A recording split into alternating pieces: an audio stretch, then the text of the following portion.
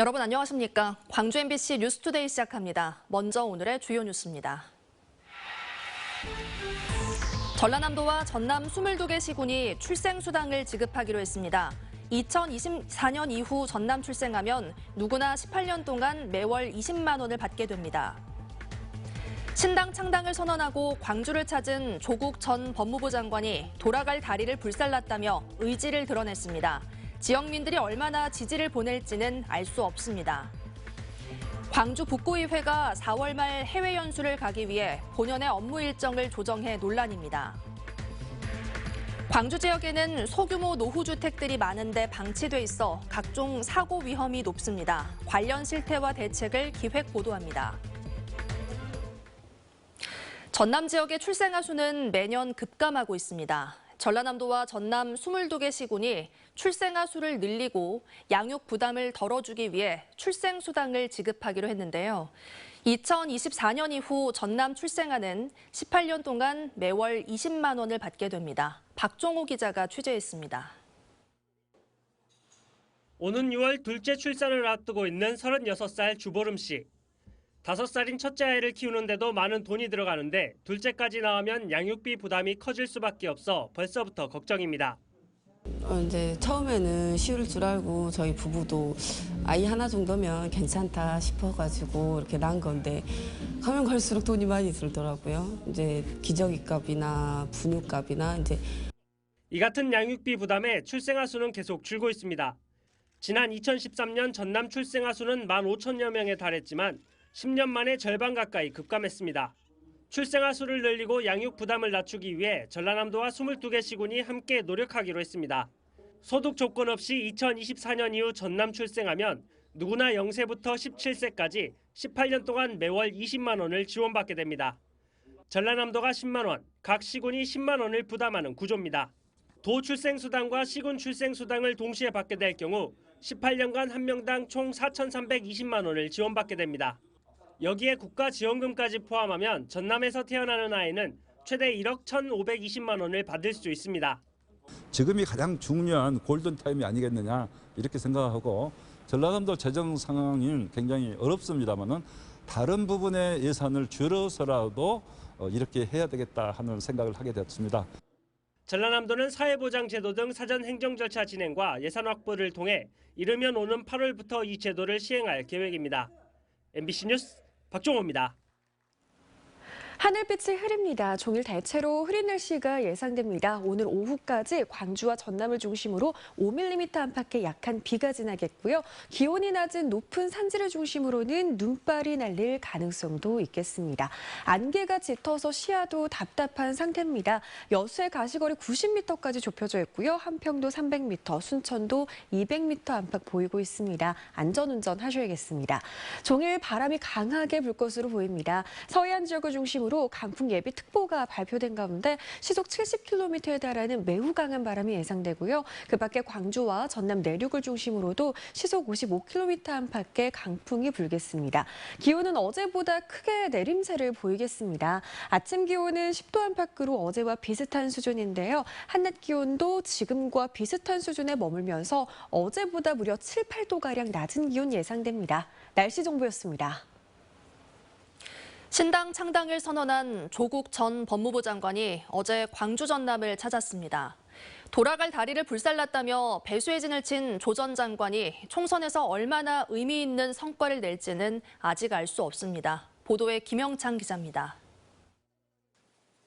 조국 전 법무부 장관이 부산에서 신당 창당을 선언한 다음 날 광주를 찾았습니다. 조 전 장관은 5.18 민주묘지를 참배한 자리에서 예전의 조국으로 돌아갈 다리를 불살랐다며 윤석열 정권 종식을 위한 싸움의 맨 앞에 서겠다고 창당 의지를 강조했습니다. 예전의 대한민국으로 후퇴하는 낡은 세력, 나쁜 집단에 맞서 싸우겠다고 광주 시민 여러분께 분명하게 말씀드립니다. 광주 시민의 정의로운 열망을 가슴에 품겠습니다. 더불어민주당과의 통합 비례정당 등의 연대에 대해서는 자신의 길을 뚜벅뚜벅 걸어가겠다며 독자 노선을 예고했지만 윤석열 정권을 물리치고 민생과 경제를 회복하는 데 마음은 같을 것이라는 말을 덧붙이면서 민주당과의 연대 가능성을 아예 차단하진 않았습니다. 꾸준히 제기됐던 광주 출마설과 비례대표 출마 등 자신의 총선 출마 여부에 대해서는 확실한 입장을 내지 않았습니다. 그런 당의 결정에 따라 하는 것이지 제가 제 마음대로 이런다 저런다 할 수 있는 것은 그 원칙에도 맞지 않은 것 같고 사리에도 맞지 않은 것 같습니다. 좀 기다려 주시면. 광주와 나주에서 옥현진 대주교와 김희중 대주교를 차례로 만난 조 전 장관은 목포에서는 김대중 노벨평화상 기념관을 찾아 김대중 정신을 기리는 등 호남 민심을 살폈습니다. 민주당이 조국 신당과 연대는 없을 것이라며 선을 긋고 있는 가운데 조만간 출범할 조국 신당에 지역민들이 얼마나 지지를 보낼지는 향후 발표될 총선 여론조사에서 가늠할 수 있을 것으로 보입니다. MBC 뉴스 김영창입니다. 광주 지역에는 지은 지 수십 년 된 소규모 노후주택이 많습니다. 이런 노후주택에 허가 없이 창고 등 추가 시설물을 설치하거나 아예 건축 허가조차 받지 않은 무허가 주택도 있는데요.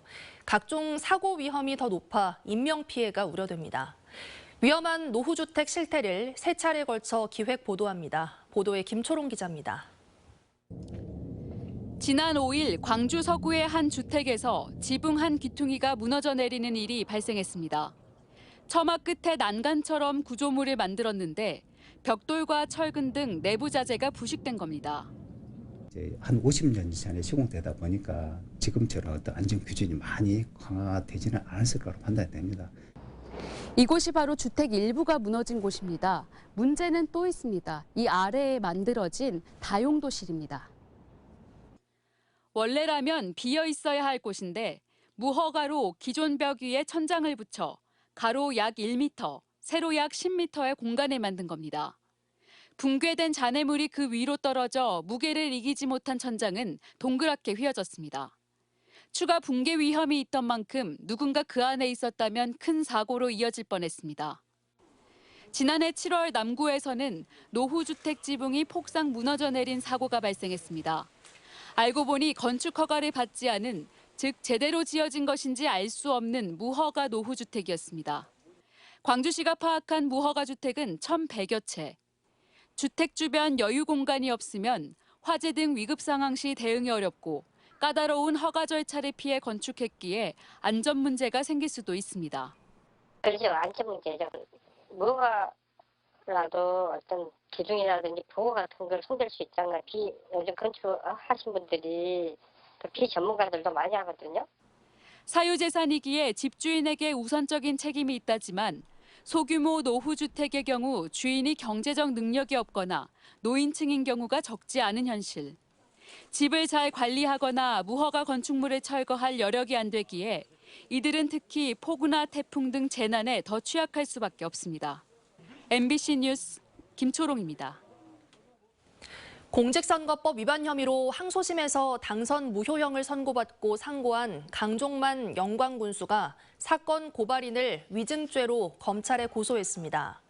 강 군수는 조 씨가 경쟁 후보 측으로부터 5억 원을 받기로 약속받고 허위 고발에 허위 증언까지 했다는 사실을 알게 됐다며 고소 이유를 설명했습니다.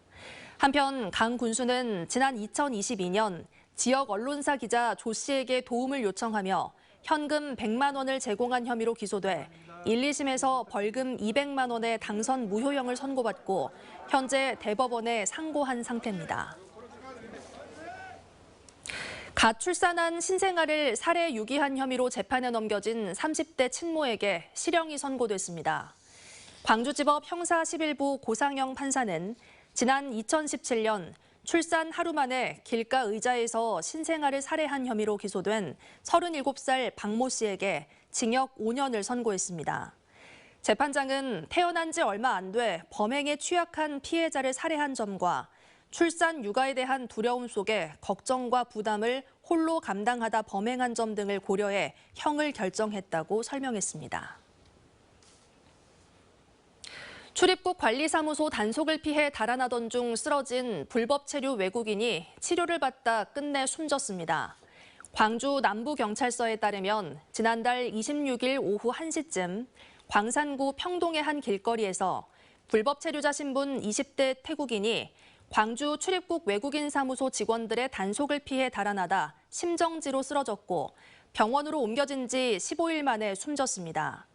경찰은 급사로 추정된다는 부검 결과를 토대로 범죄와의 연관성은 없다고 보고 수사를 종결할 방침입니다.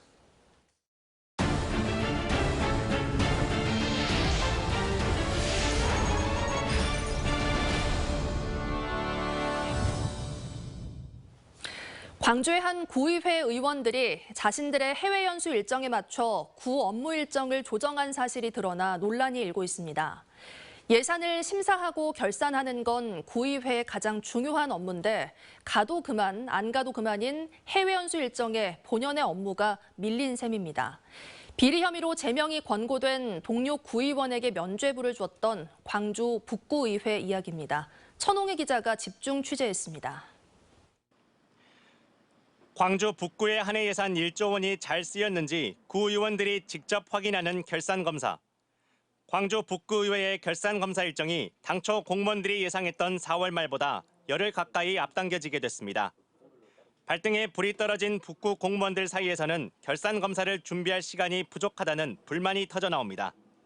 그 날짜에 맞춰서 준비를 해오는 과정이 있을 겁니다. 그 땡기는 과정에서는 저희 직원들이 상당히 부담감 느끼고. 결산검사 일정이 예상보다 열흘이나 앞당겨진 이유는 무엇일까? 미국과 동남아로 떠나는 북구의회 의원들의 해외 연수 때문이었습니다. 북구는 4월 10일 치러지는 총선을 고려해 그 이후로 결산검사가 이루어질 수 있도록 의회에 일정 조율을 요청했습니다. 그런데 북구의회가 해외 연수가 4월 말로 예정돼 있으니 결산검사 일정을 당겨서 해야 한다며 북구청의 요구를 거부한 겁니다. 북구의회는 여기서 그치지 않고 통상 5월에 하던 구정질문을 3월로 변경하기까지 했습니다. 구의회는 집행부가 먼저 구정질문 일정을 3월로 변경해달라고 요청했고 5월에는 추경예산안 심의가 예정돼 있는데 구정질문과 심의를 함께 추진했던 적이 없다는 이유를 댔습니다. 하지만 이런 해명이 무색하게도 구정질문과 추경예산 심의가 동시에 치러진 경우가 이전에도 6번이나 있었습니다.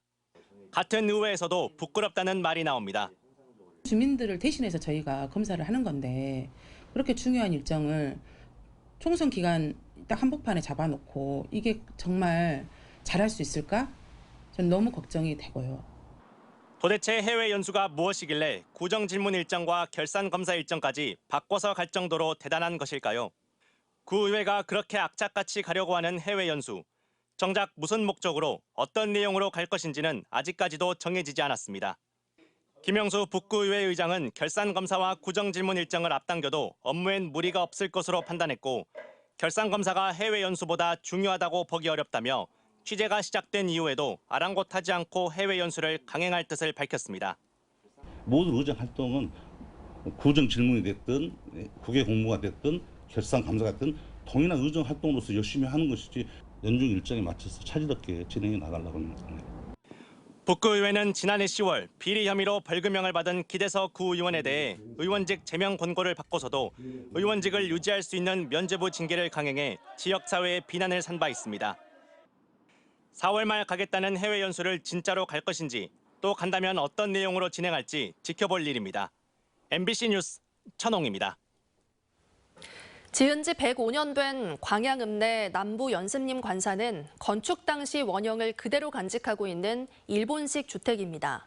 광양시는 국가등록 문화재인 이 관사를 주변 문화유산과 함께 상시 개방해 문화관광자원으로 활용한다는 계획입니다. 최우식 기자가 보도합니다. 광양읍내 중심가에 있는 서울대학교 남부 연습림 관사. 1919년 일제강점기에 지어진 두 동의 건물은 지난 105년 동안 경성제대 연습림 직원 관사로 건축 당시의 원형 그대로입니다. 외벽은 키높이까지 벽돌로, 나머지 부분은 회벽과 목재 널판을 썼습니다. 그리고 가옥 내부에는 중복도를 중심으로 해가지고 좌우에 그 방들이 이렇게 배치되어 있는 일본 가옥의 구조를 엿볼 수 있는 게 특징이라고 하겠습니다. 지난 2011년까지 실제 관사로 사용됐고 2005년에는 국가등록 문화재로 지정됐습니다. 서울대 법인화 이후 관사의 소유권은 국가 기재부에 있고 자산관리공사 캠코가 관리합니다. 광양시는 지난해 초 캠코로부터 상시 개방과 무상 사용 승인을 받아 현재 냉난방 시설공사 등 정비 사업을 추진하고 있습니다. 최근에는 상시 개방 시점에 맞춰 지역 출신 사진작가의 기획전이 열렸습니다. 또 주변에 있는 문화유산과의 연계 프로그램도 계획하고 있습니다. 광양읍에 지금 소재에 있는 향교랄지, 장도전수교육관, 궁시전수교육관, 그다음에 역사문화관 등과 연계해가지고 역사 투어 프로그램과 그다음에 시민들에게 이제 휴식의 공간이나 사색 또 만남의 공간으로. 과거 일본식 주택의 공간 구성을 보여주는 연습림 관사가 100여 년 만에 공개되면서 광양 지역의 새로운 문화 관광 자원으로 기대를 모으고 있습니다. MBC 뉴스 최우식입니다. 전라남도가 올해 노인 복지 예산으로 전체 예산의 15%에 달하는 1조 6천억 원을 편성했습니다. 전라남도는 어르신들의 소득 보장을 위한 기초연금은 전년보다 3.6% 인상해 소득 하위 70% 어르신들에게 지급할 계획입니다. 또 도내 노인 일자리는 전년보다 7,000명 늘어난 6만 4천 명에게 제공하고 취약계층 어르신을 위한 돌봄 서비스도 확대할 예정입니다. 총선 브리핑 시간입니다. 손금주 나주 화순 민주당 예비후보는 나주 화순 광주 간 상습 교통체증을 해소하기 위해 지석천 호수공원 822번 국도를 연결하는 제2 남평교 설치를 공약했습니다. 최치현 광주 광산을 민주당 예비후보는 보훈복지 의료의 질을 높이기 위해 보훈병원 운영은 수익보다는 치료와 재활에 초점을 맞춰야 한다며 시스템 개선과 투자 확대 필요성을 강조했습니다.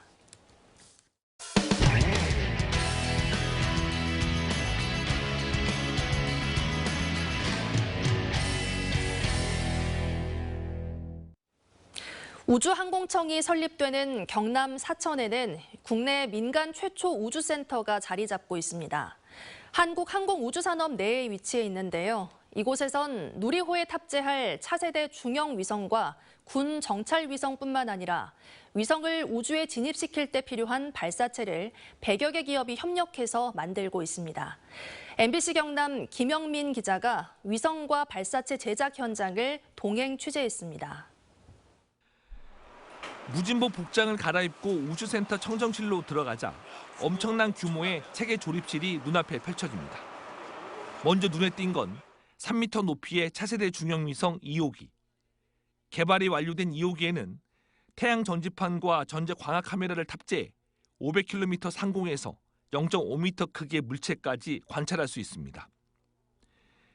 조립실에선 철저한 보안 속에 다양한 기능의 중형 위성과 북한의 핵미사일 도발 징후를 탐지할 군 정찰 위성 2호기도 제작 중입니다. 차세대 중형위성 2호, 3호, 4호가 조립되고 있습니다. 추가적으로 지금 군 정찰 위성도 조립하고 있습니다. 위성 개발을 위해선 실제 우주 환경을 테스트할 수 있는 다양한 장비들이 필요합니다. 100도 이상의 극심한 온도 변화와 진공 조건에 대비할 시험 장비부터 발사 과정에서 발생하는 큰 진동과 음향, 충격까지 위성의 변형이 생기지 않도록 꼼꼼히 점검해야 합니다. 위성이라는 게 지상에서 한번 쏘올리면은 가서 사람이 가서 고칠 수가 없지 않습니까? 그만큼 신뢰도가 높은 전자장비가 실려야 돼서 여러 가지 시험을 하는 겁니다. 위성의 심장과 혈관에 해당하는 수천 개의 전자 부품으로 구성된 위성 컴퓨터와 회로 기판도 제작 중입니다. 구축 중인 전자파 시험실과 음향 시험실까지 완공되면 카이는 민간 기업 최초로 위성 개발 원스톱 시스템을 갖추게 됩니다. 위성 개발에 필요한 조립에서 시험까지 원스톱으로 진행할 수 있는 그런 모든 이제 위성 개발 인프라가 갖춰지게 되고요. 이렇게 개발한 다양한 위성들을 우주 궤도에 진입시키기 위한 고성능 발사체도 개발 중입니다. 협력 업체들이 가공한 알루미늄 합금과 장비로 대형 원통 모양을 만듭니다. 누리호 4차 발사체 1단에 탑재될 길이 23m, 무게만 140톤에 달하는 추진제와 산화제 탱크 제작 현장입니다. 고온 고열에 노출되는 부품을 이상 없이 만들어서 시험까지 해야 되는 것이고요. 이제 그 다음에는 이제 발사 중량이 한 200톤 됩니다. 이제 그 엔진 추력은 300톤 정도 되고요. 연료가 새지 않도록 모든 용접 과정에서 용접 로봇이 투입되며 엑스레이, 비파괴 검사로 분량을 잡아냅니다. 또 연료 탱크에 물을 채워 압력을 견딜 수 있는 테스트도 진행 중입니다. 누리호 4차 발사체 총 조립 기간은 13개월로 오는 8월 항공우주연구원에 납품한 뒤 내년쯤 발사를 목표로 하고 있습니다.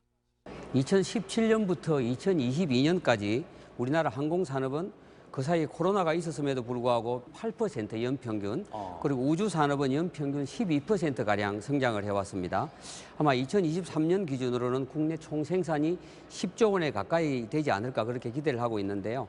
이것은 전 세계 항공우주산업 시장으로 비춰보면 아직은 1% 내외 정도로 비교적 작은 규모입니다만.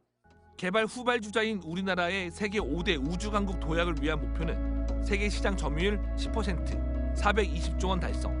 이를 위해 정부가 핵심 기술을 전략 R&D 사업에 포함시켜 기업을 지원하고 민간 영역에선 독자적 우주 탐사 사업을 주도할 수 있도록 해야 한다고 전문가들은 입을 모읍니다. MBC 뉴스 정영민입니다. 원자력 발전에 쓰인 사용 후 핵연료는 방사선과 함께 뜨거운 열을 내뿜기 때문에 안전한 용기에 담아 운반해야 하는데요. 한 번에 360다발씩 기존보다 3배 많은 양을 안전하게 나를 수 있는 장비가 개발됐습니다. 대전문화방송 김윤미 기자입니다. 연구용 원자로 하나로를 지난 1995년부터 운영 중인 원자력 연구원.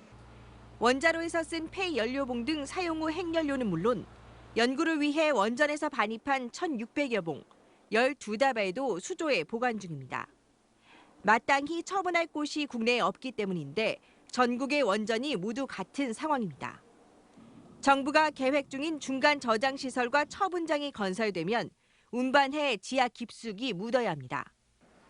다량의 방사선과 뜨거운 열을 내뿜어 가장 먼저 옮겨져야 하는 중수로 사용 후 핵연료를 안전하면서도 대량으로 옮길 수 있는 장비가 만들어졌습니다. 원자력 연구원과 기업 두 곳이 힘을 합쳐 개발한 70톤짜리 대용량 용기로 사용 후 핵연료 60다발을 담을 수 있는 보관함이 3단으로 6개까지 쌓여 총 360다발, 한 번에 기존보다 3배 더 나를 수 있습니다. 기존의 운반 용기로 나른다면 예를 들어 120다발씩 나른다면 그냥 산술적으로 3번에 갈 거를 개발된 용기로는 한 번에 가면 된다. 9m 높이에서 다양한 각도로 떨어뜨리는 낙하 시험에다 뜨거운 불길 속에서의 안전. 혹시 배로 옮기다 바다에 빠졌을 때도 방사성 물질이 새어나오지 않는지 등 각종 시험을 통해 안전성도 입증했습니다. 어떤 아주 가혹한 조건 내에서도 건전성을 유지한다. 그리고 그 안에 있는 사용 해결료도 건전한 상태다라는 걸 이제 보인 겁니다. 원자력 안전위원회 인허가까지 마친 상태로 운반 횟수와 유지비 모두 크게 줄어드는 만큼 방사선 안전이 우려되는 사용 후 핵연료의 빠른 반출에 도움이 될지 관심입니다. MBC 뉴스 김윤미입니다. 최근 취업이나 유학과 결혼 등으로 해외에서 제주로 이주하는 외국인들이 늘면서 광주 전남에도 다양한 국적의 학생들이 증가하고 있는데요. 제주도에는 초등학교 2곳에 이들 학생들을 위한 한국어 학급이 생겼습니다. 제주문화방송 홍수현 기자가 보도합니다. 한 초등학교 도서관. 긴 탁자를 둘러싼 책장 한가득 다양한 외국어 도서가 즐비합니다. 여러 국적을 가진 학생들과 한국 학생들이 자연스럽게 어울려 책을 읽고 의견을 나눌 수 있도록 학교가 마련한 공간입니다. 이 학교의 다문화 학생은 22명. 인근의 외국인 활동을 지원하는 센터를 중심으로 커뮤니티가 형성되면서 전교생의 10%를 차지하고 있습니다. 지난해에는 6학년 전교회장을 다문화 학생이 맡기도 했지만 한국어에 능숙하지 않은 일부 학생들은 수업이 어려운 경우도 있습니다. 일부의 학생인 경우는 특히 작년에 이제 중국이라든지 인도에서 정도 입국한 학생들이 있었거든요. 걔네들 같은 경우는 언어를 이제 거의 알아듣지도 못하고 이제 말은 뭐 전혀 안 되고 그래서 선생님이 많이 애를 쓰셨어요. 이런 학생들의 우리말 교육과 학교 생활 적응을 돕기 위해 올해 처음으로 제주 북초와 아라초에 한국어 학급이 1개씩 설치됩니다. 수업은 전담 교사 등 3명이 배치돼 학생별 한국어 능력에 맞춰 이동 수업 방식으로 진행됩니다. 중도 입국 또는 외국인 학생 수가 5명 미만인 학교에는 찾아가는 한국어 교실을 운영하고 갓 입국하거나 입국한 지 얼마 안 된 학생을 위해 학교 밖 센터형 한국어 예비 학급도 설치됩니다. 또 학교 5곳을 선정해 이중 언어 능력 향상을 위한 찾아가는 교실을 운영하는 등 올해 다문화 맞춤 교육에 지난해보다 3억 원 늘어난 5억 7천만 원이 투입됩니다. 이주 학부모들의 교육 활동 참여를 늘리기 위한 정책도 지속됩니다. 다문화 가정 가정통신 및 번역 서비스와 다문화 다국어 문자 및 카드 뉴스 서비스를 통해서 이주 배경 학부모의 교육활동 참여를 확대할 예정입니다. 제주 지역 초중고 다문화 학생은 3,100여 명으로 집계가 시작된 2012년 400명보다 7배 급증했습니다. 전체 학생 대비 비율도 4%로 전국 평균 3.5%를 웃도는 가운데 다양한 이주 배경을 둔 학생들을 인재로 키우기 위한 교육청의 제주형 다문화 교육 정책이 실효를 거둘지 주목됩니다. MBC 뉴스 홍수현입니다. 광주경찰이 기존 형사과 강력범죄수사대를 확대 재편해 형사기동대를 출범시킵니다. 광주경찰은 강력범죄수사대와 마약범죄수사대 등 기존 인력의 일선 경찰서 형사인력 32명을 증원해 총 78명 규모의 형사기동대를 운영한다고 밝혔습니다. 신설 형사기동대 대장은 총경이 맡고 형사기동 1팀과 마약수사계 등 3개 팀으로 나눠 활동할 예정입니다. 광주 지역 청년들이 원하는 일자리를 미리 체험할 수 있는 드림 만남의 날이 오는 19일부터 사흘간 광주시청 1층에서 열립니다. 광주시는 이번 행사에 공공기관과 중견기업 등 295개 기업이 참여한다며 일자리 체험에 참여할 제15기 드림 청년 430명을 모집한다고 밝혔습니다. 해당 청년들은 직무 적성에 맞는 일자리 연계와 직무 역량 강화 교육 등을 받을 수 있습니다. 종일 하늘빛이 흐리겠습니다. 현재 약한 비가 내리고 있는 가운데 오늘 오후까지 광주와 전남 대부분 지역에 5mm 안팎의 약한 비가 이어지겠고요. 기온이 낮은 높은 산지를 중심으로는 눈발이 날릴 가능성도 있겠습니다. 안개마저 짙게 끼어 있습니다. 여수의 현재 가시거리 90m로 100m가 채 되지 않고요. 목포의 가시거리도 120m까지 좁혀져 있습니다. 안전운전 하셔야겠습니다. 서해안 지역을 중심으로는 강풍 예비특보가 발표됐습니다. 시속 70km에 달하는 매우 강한 바람이 예상되고요. 그 밖에 광주와 전남 내륙을 중심으로도 시속 55km 안팎의 강한 바람이 불겠습니다. 기온은 어제보다 크게 내림세를 보이겠습니다. 아침 기온 11도 안팎으로 어제와 큰 차이 없는데요. 한낮 기온도 종일 비슷한 수준에 머물면서 어제보다 7, 8도가량 낮은 기온 보이겠습니다. 종일 영상권에 머물겠지만 매우 포근했던 어제보단 춥게 느껴지겠습니다. 대부분 지역의 기온이 종일 10도 안팎에 머물 것으로 보입니다. 순천도 8도 보이고 있는 가운데 한낮 기온 13도에 그치겠습니다. 서해남부 해상을 중심으로 풍랑특보가 발표됐습니다. 바다의 물결은 최고 3.5m로 매우 높게 일겠습니다. 내일은 기온이 더 낮아지겠고요. 밤사이 내린 비가 얼어서 도로에 살얼음이 나타날 수 있겠습니다. 날씨 정보였습니다. 뉴스 마칩니다. 함께해 주신 여러분 고맙습니다. 언제 어디서나 내 손 안의 뉴스. 광주 MBC 뉴스 유튜브 구독으로 함께하세요.